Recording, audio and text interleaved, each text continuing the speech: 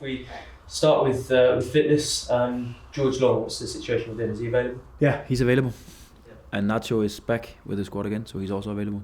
How big is it to have, well, first of all, George available back between skills? Of course, going to make a difference because it's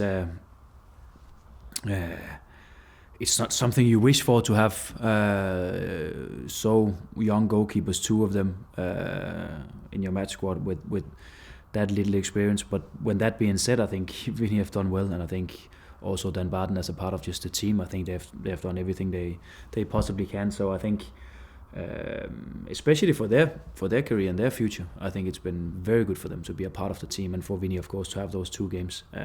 But when you plan your team to begin with in a season, you probably don't expect it. Has Vinny done enough to make it a real decision for you, or do you think it's easy to put George straight up?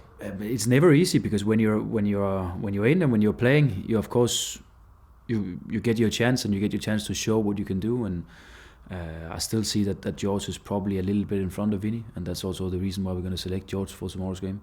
Yeah. But when that being said, I think that competition is definitely there, and it will hopefully keep being there for the rest of the season. And with Nacho, I know he's obviously had a lot of issues this season, so I've probably asked this question a few times, but how important is it to have him available? It's important in many ways. It's important because of his qualities. It's important because of the opportunities and options they give us, both from the start of the game, but also later on in the game. That it's quality starting, but it's also quality coming on. So in many ways, it's a big difference. And he's not in the Chile squad for the international break. Was that a sort of consultation thing between the club and? I actually don't think it's been a medical issue or something like that. But of course, he hasn't played that much for us in a while, and yeah, I don't know the full squad for them, so they have the reasons for that. Yeah, I think Gabe Forsyth put something on his social media about his surgery. Sounds like it was successful, but is that his season done? Yeah, it is, unfortunately. How long do you think he'll be out for? Could it impact pre-season? Yeah, you never know. You have to be a little bit careful when you talk about meniscus and operation in the knee. So that will be down to how he responds to rehab and how he will respond to being out there training with the group. You know, for some it can take a little while because it can be painful when they start up again. So we have to wait and see. You never know, but it's definitely the rest of the season. You and him must be pretty frustrated with the timing because obviously it started a few games at the start of the season, and it's basically finished his whole season in November. So it's difficult for him, isn't it? It's difficult for him because of course he was about to get into the team, and it was in a game, if I remember right, it was away against Cardiff where he was a starter that day. He was obviously also a starter for us in the first home game of the season. So this was his season where he was about to break into the team and get a lot of minutes. That would be both good for the team now, but especially also for the future. So but there's nothing we can do about it. And then, of course, he needs to continue when he's back. I think one thing for me is that it's important to say to him is that it take the time he needs. Don't be impatient about it. He's still not too old, so there's going to be plenty of time for him. In terms of the injury and the way that it was dealt with, obviously it was 4 months from when he got that to surgery. So is there a bit of frustration over how that process has taken place? Or? No, because the last thing you want to do is always have surgery in the knee. Yeah. So if there's any other options, you will always see if you can go down that road. Yeah. So that will be a normal thing to do. And unfortunately, especially for him, it turned out to be still not good and still too painful. So surgery is the last option. Yeah, and fitness-wise, elsewhere, any new issues, or is it basically as you were? It's the same.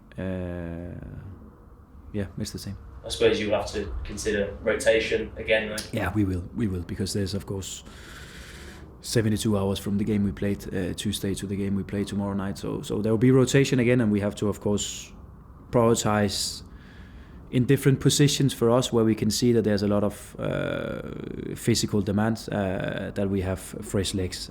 But it's fine, and it's good, and we are in a better position now to rotate than if you'd asked me a couple of weeks ago.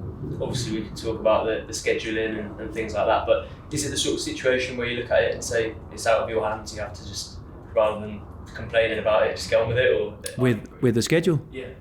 Yeah, you never know. If they asked us to play tonight, then we play tonight. Yeah, I cannot dictate that. It's never going to be in my hands to decide that. I could just see that we have another game moved because of TV. So we're going to have another tight and busy schedule in a couple of weeks' time from now. That's how it is. We also like that people want to watch us in television, and there's a lot going on about the game. So it's fine. We deal with it. It's a big part of the league. Obviously, we're not too far removed from Sheffield Wednesday. Is there still a lot of frustration for you and your players from that one? Hopefully not. Yeah, but I suppose if there was, it's the sort of thing you can look at and try to use this weekend to try to bounce back. You have, I would say, you have always the day of the game. It's fine. Take your time. That will always be my message to the players. Take your time. Do whatever you need. Get it out of the system. When we meet the day after, we go through it. Of course, all the very important things in the game, we go through them. And that's also a time for us where we can be critical at each other. We can be critical at our decisions and what happened in the game. But after that, we have to understand that now it's the next game that matters, and that's how I think for many clubs how the business works. That you can take that 24 hours to have it in your system, and it probably also take 24 hours to get it out of the system. So that's how it is. Today has been only about preparing for the game tomorrow. That's another important one for us. Yeah, I think last week you spoke about sort of with the situation with the number of points that have been dropped from winning positions, that they're experiences that your players can learn from. But do you start to wonder, how many experiences is it going to take for them to learn? It's a good question, because you never know, and it's one of those questions that you probably never really get the answer. You get the answer when we start to be effective and when we start to get the results from the games where we are on top. I had a good discussion with also some of the other coaches and some of the staff members about exactly what you asked me here, and we said, I prefer actually to be in that situation where we are getting in front, where we have a lot of good moments in all the games that we play. But of course we don't prefer to lose games or not to get a win when we're supposed to get a win. But I prefer to be in a position where a lot of the things that happens in our games I'm really pleased about. But there's obviously, and everyone can see that, also moments in the game that we're not pleased about. But it's still in many ways a much better position to be in, and it's nothing about throwing responsibility away or saying, okay, we are much better than we are. No. We 100% accept where we are as a group, but it would be stupid of us to neglect the fact that we played an outstanding 45 minutes against Sheffield Wednesday the other day. That we in many ways played a good game against Oxford. That we are a couple of minutes to get a very important away win in Blackburn. So there's many good things going on, but of course I will not call it the last steps, because there's many steps that we have to take. But one of the important ones is for us to be effective, so we get something out of those good performances, and that's a big one for us. Yeah, I suppose in that journey to try to improve, you have said that you've been pleased with the direction that the team's been going in, but it would be easy to just look at results earlier in the season and said against Watford and Hull and those games, and then look at some of the results in the last few weeks and ask where the improvement is. But what is it that you've seen that tells you it is there? Yeah, I think there's two things we have to be aware of in that matter, and it is that the results you go back and mention was results when the team looked completely different for what they've done throughout most of the season.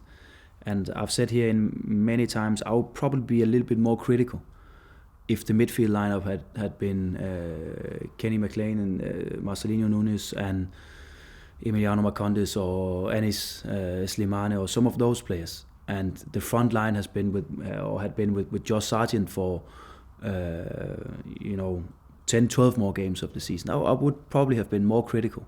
Also the goalkeeper decision. This is the second time of the season where we have to change our first choice. And now this time it's not even our second choice, it's our third choice that we just recalled from a loan spell.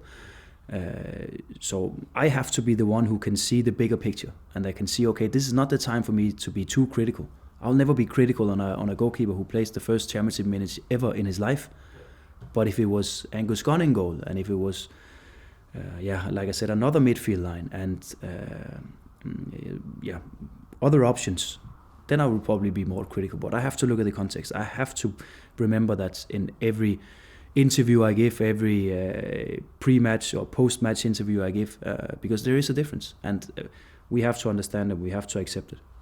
Yeah, I also wanted to ask you about set pieces, because it felt like we were talking a lot about them at the start of the season, then they got a little bit better, and obviously you've conceded a few from them in the last few weeks, so what do you put that down to? That we're not good enough. Yeah, but in terms of the reasons behind it, is that, I mean... There's many reasons behind it. I think there were some structural issues with especially their second goal that we were not satisfied with. And then of course there's the individual things in it where we probably have to win a little bit more first contacts in the box and especially avoid situations where the ball is free in the box, where so many random things can happen. That is not in our favor, and that's not something you want to happen. So there's many things going into it, and I think it's probably still because of inexperience in some players. I don't think we should have had two guys in the wall in the free kick where they scored the second goal. Then we could have had one more body to defend that free kick and one more body in and around the box. That's probably where you see experience versus inexperience. And that's the things we just simply need to sort out and give the players solutions and answers instead of just blaming and saying it's not good enough. But the fact is that it's end of the day is not good enough. We just have to find the solution to make it better in the future, so we avoid it. And I also still like us to be an even bigger threat on the offensive set pieces, but because we talk about conceding 3 corner kicks against a team that really likes to have a lot of corner kicks. That's probably fair. But we again had close to 10 corner kicks in a game, but didn't really produce a goal from it, even though we got ourselves into some good positions and situations. But yeah, we have to understand that's collective and it's individual, that we need to be better in both ends. Yeah, I was going to ask you about those sort of offensive ones, because I feel like to the naked eye it doesn't feel like there's much going on in terms of routines or much innovation. But is that something that maybe we're just not seeing and is a bit more hidden and a bit, you know? I think if you look at now, I hope I'm not the guy who's referring to stats too often. So I said it in the last press conference we sat here, that it's not my style. But when you look at the offensive stats, we are up there among some of the better teams in the league. But if you look at the offensive output, we are not there.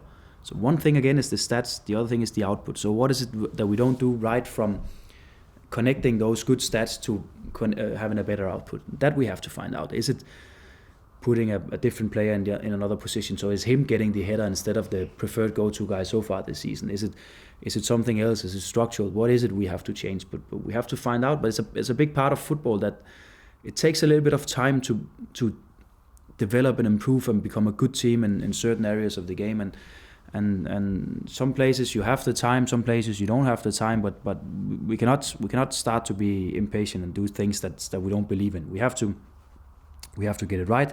It goes with our offensive game in open play it goes with our defensive game, it goes with the set piece stuff, it goes with all of it, that we have to get it right. But we have a clear end target for where we want to go. It's just the road that leads to that. And you know, of course, we have to make sure that we perform good and we get results doing that. But we definitely know where we're going. I think we spoke a lot early in the season about Nick Stanley and his position, and you explained that it's not just him that's responsible for the set pieces. But I wanted to ask you about how he takes it, because obviously he knows that he's the man who a lot of people look to. Do you sense that he has that frustration when there are issues with the set pieces? Yeah, both yes and no. I think obviously he has, but a big part of it defensively. Tony is also involved as a goalkeeper coach. I'm involved as the head coach. The 2 other assistant coaches are involved. So when we train it out there, then there's probably all the coaches are involved. So Tony is looking at the goalkeeper, Nick is looking at the overall structure. Assistant coaches are looking at zonal players, on man markers and stuff like that. So it will always be a collective matter. I know, especially when you have lost the game, it's down to whatever it is, frustrations or whatever, you want to blame someone, or that's only because of him, or that's because of him. But it will never be either important or interesting for me to blame individuals in a sport where so many players and coaches are working together. Yeah, obviously in terms of the positives from that game, Ball had Sainz got his first goal in a while. Have you sensed a difference in him this week? Has he looked like somebody with a bit more confidence? Or no, not really. I think he was annoyed the other day, like most of the others. I think probably would have been a bigger difference if we get on to a win, if we had won it 2 or 3-0, and he have scored 1 or 2 goals, then there's probably a difference. But because of the result, I don't think it matters too much. I think he many games before the Tuesday night game have shown that it was just a matter of time, because he got himself into so many good positions, and it was just the final quality or decision or final finish, and he could have scored against Oxford as well.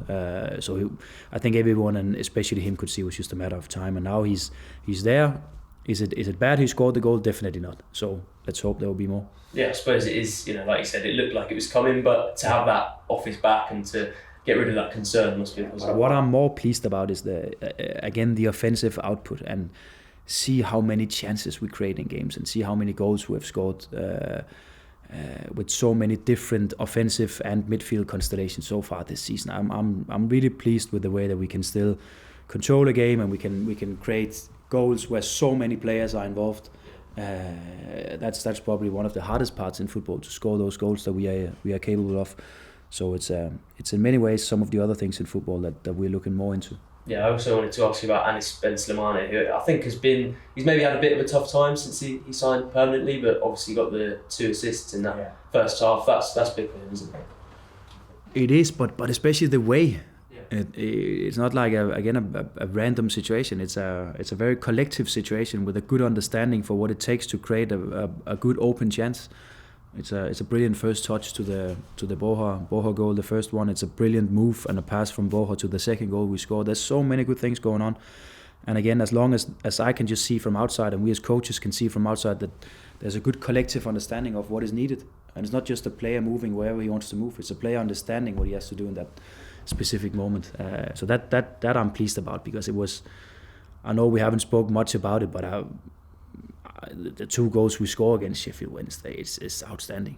Yeah, you said a few weeks ago that he was sort of in a way a number 10 type option for you. Do you feel like he's doing better at getting in those positions? Yeah, he is. I think that's more his role. And then of course he needs to understand that there'll be tactical adjustments, that from game to game it can be different. You cannot always, as a football player, just expect to play in your favorite role or favorite position. There will be other positions, and he also needs to learn that there will be other positions for him in this club here to cover. And it's not like he's not doing it, because he's definitely. But I think he will always be the better version of himself when he plays in that role. But we have other players who can cover that, and then we need him in other roles sometimes. So that's just learning for him. Yeah, I suppose some of that came down to the injuries and the availability issues he had. So do you think having Kenny McLean back frees him up a little bit? Yeah, it makes the difference. And I would say it's not often we talk about Lungi on a midfield position, but that also opens up for some of the more offensive-minded midfield that we have to take a step up position-wise, so they can be more offensive-minded. When we out Lungi, when we out Kenny,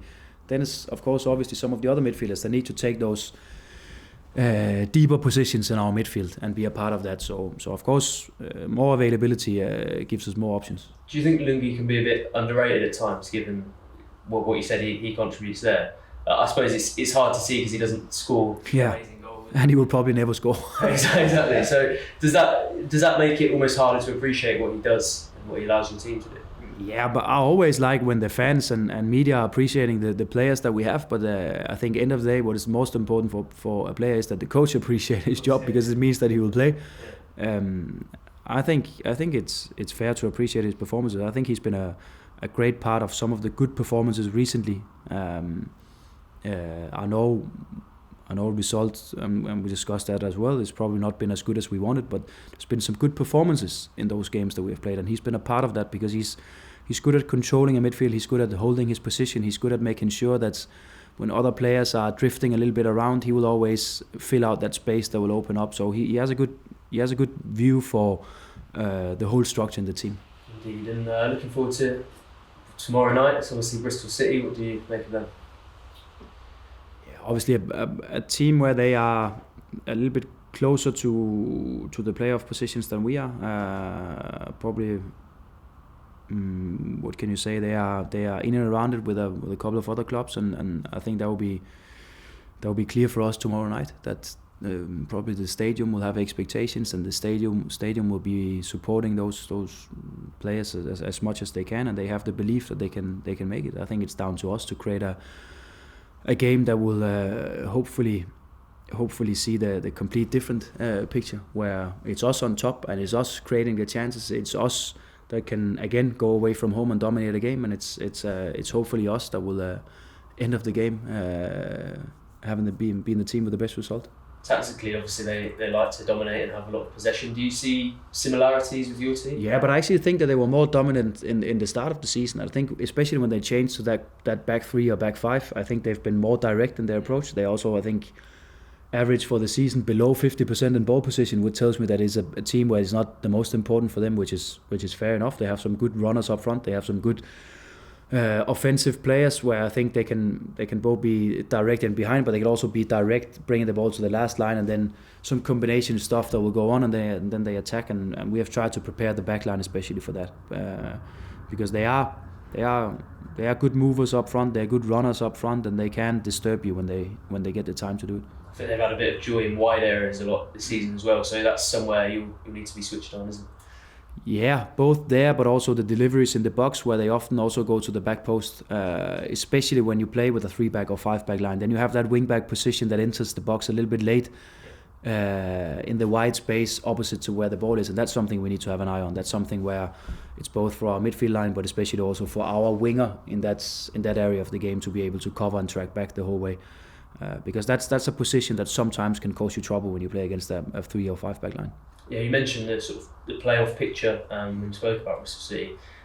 I know you won't give up until it's numerically impossible, but in terms of how you address it with the players, do you still reference it a lot, or is it just get on? No, not too much, because I think everything we do is so much about us and how we perform and how we improve, and I think it's probably more realistic and better to set up some clear targets when you have played your system for a while and you know exactly what your role is and you have the experience in that role, and again also talking about player profiles. I don't think it's the best thing in the world to put some pressure. We can just talk about Vinny playing in goal. I don't think it would be the best for me to talk to him about, okay, we have to reach the playoffs here, because it will probably not support him or help him in the best way. So it's a fine balance, and I think that's what you have to get right as a coach in your communication to the players, that it needs to be some players that thrive under that kind of pressure. And to be able to do that,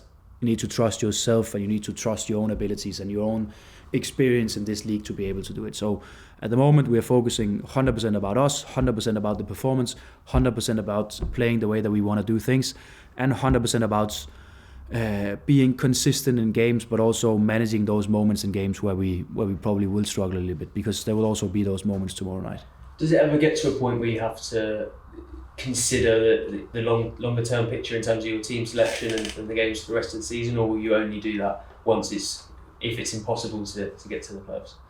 I think we have an obligation to put our best team out there, and that best team can of course be different from game to game, depending on the opposition. But I think definitely we should do that. We're in the business to compete, and that we can never forget. And that would be a wrong signal for me and for everyone to send that we're not out there to put our strongest team on the pitch to win the game. So that we will always do. But again, there can be different approaches to the game depending on the opposition, depending on what kind of or types of players that we're going to play against. So that will always be a consideration for us. Just a couple more from me. I wanted to ask you about Rory McConville, who obviously has had to bide his time, but do you feel he's doing that well behind the scenes? Yeah, he is, and I think it's important for him to understand what's the long-term plan for him. So we are not, or he's not getting carried away by short-term decisions, because that's not important for where he is now. But I think he's definitely at his best out there in training, but also as a person, also around the group on game days. In many ways, he's doing his best, and we like to have him here, and I think that's also goes the other way around. He likes to be here, so his time will definitely come. I suppose we have to remember that he's only played, I think, 2 professional club games in his career as well, right? Yeah, and we have that with a lot of players. Now Jacob Wright has been a starter for us 2 games in a row. It's his first handful of starters as a senior player. So we have a lot of those players, and that's also why I said there's many there's many good things going on at the moment, and we can see that also when we analyze the games and when we go back and probably take a little bit broader view of all the games, that we can see that in many ways we are creating some good stuff and we are doing some good stuff, and the things that we lack is probably also a little bit what we can expect to lack in this part of the season, and especially with the team that we have had available for a big part of the season. So I can be frustrated as anyone else can, and especially after a game as we had Tuesday night, I'm frustrated as anyone else. But it's also my duty to tell the players that we are definitely still going in the right direction, and it is for us to get rid of those individual errors, conceding set pieces, being more compact as a team. When we're not on top and controlling the game, then we should still not concede goals. Then we should just accept it and be compact as a unit. It's all those things, but that's also the hard things in football to learn as a young player, when to win a foul and take your time in those moments of the game. And probably if you compare the teams, you saw a Sheffield Wednesday team the other night that was much better than us in that part of the game. But that it also tells me that's often how it is with a young team.